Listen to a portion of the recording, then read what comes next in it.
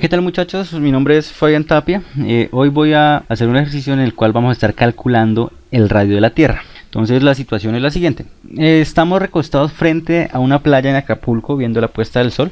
Cuando el sol desaparece en el horizonte iniciamos un cronómetro e inmediatamente nos ponemos de pie y seguimos observando hasta que el sol vuelva a desaparecer. En ese momento paramos el cronómetro. Si la persona que está haciendo esto mide 1.70 metros y el tiempo que marcó el cronómetro es de 10.8 segundos, entonces determinar el radio de la Tierra. Supongamos que esta es la Tierra y que en un punto A hay una persona que está observando. Entonces marquemos su línea de visión. Es una línea tangente a la Tierra. ¿Listo? Y aquí tenemos la primera puesta del sol. Ahora esta persona se pone de pie y cambia su línea de visión, una altura h, pues es su estatura. Entonces marquemos también esta línea de visión desde acá. ¿Listo? Y pongamos un punto B en el cual la línea es tangente a la superficie de la Tierra. Vamos a llamar B. Marquemos un punto en el centro de la Tierra y vamos a marcar su radio, ¿sí? Vamos a llamar R. Un punto desde el centro de la Tierra hasta H pues sería igual al radio de la Tierra más la altura de la persona. Entonces la altura que hay aquí hasta acá es de R más H. Y también llamemos D a la distancia que hay entre las dos líneas que hemos marcado, una del radio y otra del radio más la altura de la persona, y llamémosla D. Entonces miremos una cosa, uno de los radios con una la línea de visión es perpendicular, lo mismo que la segunda línea de visión y el radio de la Tierra que ha sido marcado aquí. Entonces que tenemos que como estos entre ellos son perpendiculares, entonces se va a formar un ángulo entre estas dos líneas. El ángulo que se va a formar acá va a ser igual al ángulo que se va a formar entre las dos líneas de visión, ¿sí? Esto por geometría. Entonces ya tenemos todo el sistema en un diagrama. Entonces hagamos lo siguiente, pues trabajemos con este triángulo que pues tiene las mismas características del triángulo de las líneas de visión, y pues acá recordando que esta hipotenusa de este triángulo va a ser igual a R más H. Entonces como aquí se está formando un triángulo rectángulo, por teorema de Pitágoras tenemos que la hipotenusa al cuadrado va a ser igual a la suma de los cuadrados de los lados. Entonces los lados pues son D y R, entonces D cuadrado más R cuadrado va a ser igual a la hipotenusa, que es R más H elevado al cuadrado. Solucionando este paréntesis pues nos queda que esta distancia al cuadrado más el radio al cuadrado es igual al radio al cuadrado más 2R por H más H cuadrado. Entonces aquí pues podemos eliminar estos dos radios, y entonces nos queda que esta distancia al cuadrado es igual a 2 veces el radio de la Tierra por la altura de la persona más la altura de la persona al cuadrado. Aquí miremos una situación antes de seguir, que es que el radio de la Tierra es muchísimo más grande que la altura de la persona, ¿sí? Entonces este término h cuadrado va a ser muchísimo más pequeño que este término 2R por H. Entonces pues lo podemos obviar, podemos eliminarlo y podemos obtener que esta distancia al cuadrado es igual a 2 veces el radio de la Tierra por la altura de la persona. Algo que no conocemos aquí pues es este ángulo θ.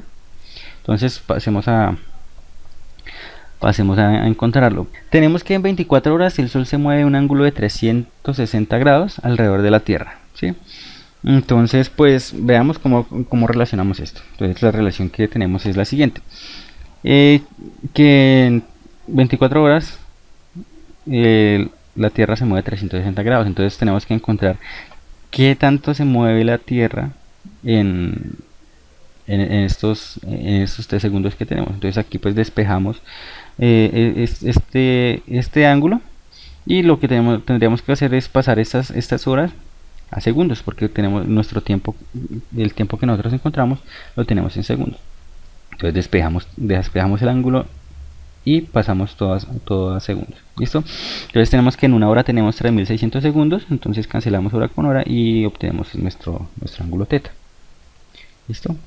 Entonces, reemplazando el valor del tiempo que hemos obtenido en nuestra medición, que es de 10.8 segundos, tenemos que θ es igual a 0,045 grados. Ahora, como no conocemos esta distancia, que es lo que nos hace falta para poder trabajar con esta ecuación que dice que la distancia, esta distancia al cuadrado es igual a 2 veces el radio de la Tierra por la altura de las personas, entonces a partir de la geometría de este ángulo y haciendo unas consideraciones con respecto a este ángulo, o sea que cuando este ángulo tienda a 0, entonces el coseno de este ángulo va a tender a 1, entonces la tangente de este ángulo va a tender al seno de este ángulo, entonces podemos hacer que, pues por la geometría del triángulo, podemos decir que esta distancia es igual al radio por la tangente del ángulo. Reemplazamos este valor de esta distancia en esta ecuación. Entonces tendríamos que el radio al cuadrado por la tangente al cuadrado del ángulo es igual a 2 veces el radio por la altura de la persona. Despejamos, cancelamos un radio y obtenemos pues que este radio es igual a 2 veces la altura de la persona, pues, dividido la tangente al cuadrado del ángulo. Entonces, pues como tenemos que la altura es 1.70 y que el ángulo es de 0,045 grados, pues entonces simplemente podemos reemplazar estos valores en esta ecuación y obtenemos nuestro radio de la Tierra.